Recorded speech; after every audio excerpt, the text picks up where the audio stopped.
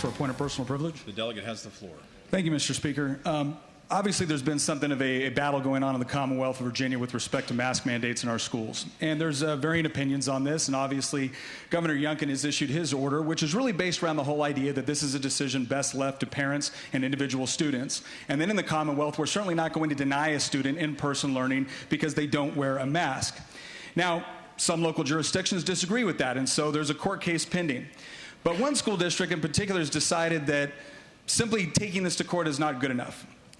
We were recently treated to a message from the Loudoun County Public School System and telling a parent whose child showed up to school without a mask that until you arrive, your child will be held in an in-school restriction situation here at school. They are not allowed on campus or on Loudoun County Public School property. Starting tomorrow, it will be considered trespassing. Well, for those of you keeping score at home, trespassing is a Class 1 misdemeanor. It can come up to 12 months in jail and a $2,500 fine. Now, thankfully, Mr. Speaker, the local sheriff's department and the local police department came back and informed Loudoun County Public Schools that they're not going to waste their time coming onto a campus in order to forcibly remove students because they're not wearing a mask. Now, maybe at this point you're thinking, did the Loudoun County Public School System think to themselves, gosh, maybe this was a bridge too far. Maybe this was just a little bit draconian to call the cops on somebody for trespassing because they were in school without a mask. No, Mr. Speaker, they did not. In fact, they went so far when they received news from law enforcement, the resource officers will not go hands-on, nor will they enforce a verbal no trespass for peaceful mask noncompliance without a summons or warrant being issued from a magistrate. LCPS decided that the appropriate course of action at this point was to inform everybody in an email on the detailed instructions for visiting a magistrate to get a trespassing warrant sworn out against parents and students. And if anyone can imagine what this would probably look like on a public school campus as the cops come to forcibly remove students without a mask, the school also reminded everybody that, once again, no media is allowed on public school campuses. Can't imagine why they wanted to make sure everyone understood that. So, Mr. Speaker, I think most parents would look at this, and regardless of where you fall within the mask mandate issue, they would probably think that arresting a student or charging with trespassing or potentially giving them a $2,500 fine or jail time is a little bit extreme. But just to add insult to injury, let's all keep in mind this is the same public school district that when a student had to be removed for charges of forcible sodomy, sexual battery, sexual assault, that student was quietly moved to a different school within the district where the student reoffended. So if you're wondering why parents are looking at things like this and thinking, what is going on in our public school system, this is it. This is it right here.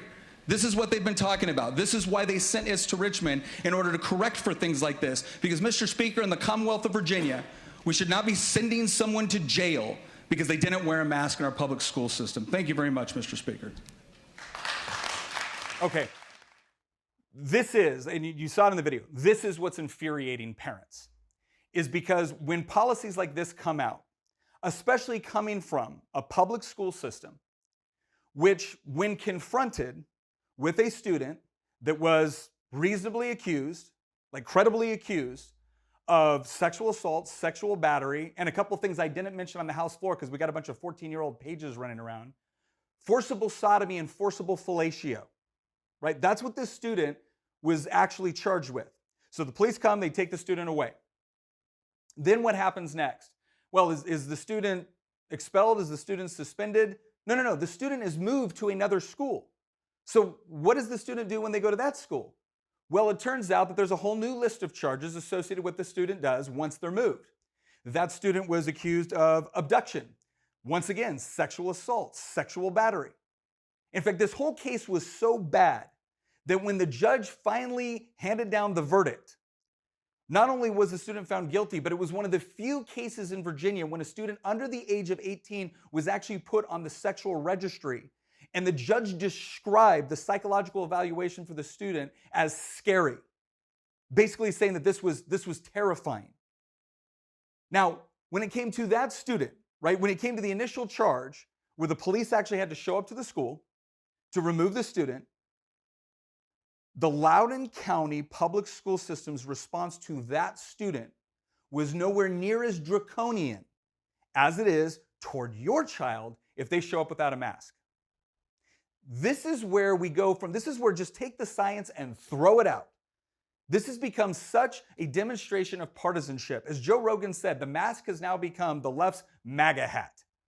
Right? They are so married to this, they're so wedded to it, they have convinced themselves that this is the way that they're going to save society and they're going to save our kids and they're going to keep everyone safe, is they're going to mandate masks. And they're willing to go to such degree to where they would charge your child with trespassing, which, like I said in the video, is a class 1 misdemeanor. It can carry up to 12 months in jail and a $2,500 fine. Now, they can say all day long that they weren't going to impose something like that.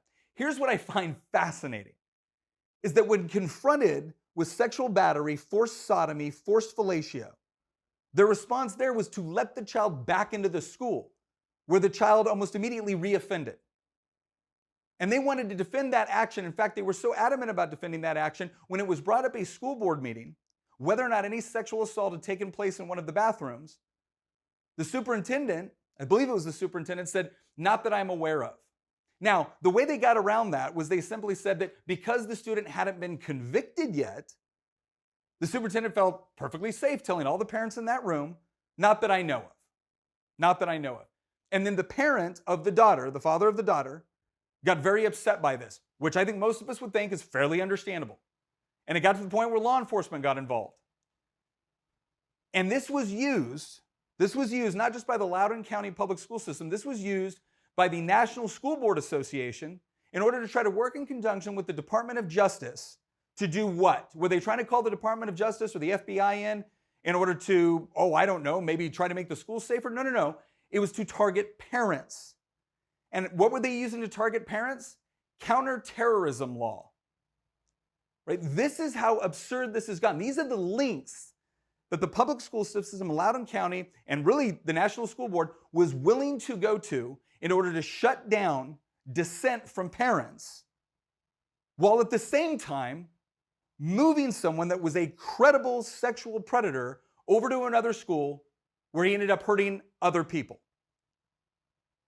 Right? So the response to your kid not wearing a mask is significantly more outrageous, significantly more draconian than it is toward a sexual predator within the school system.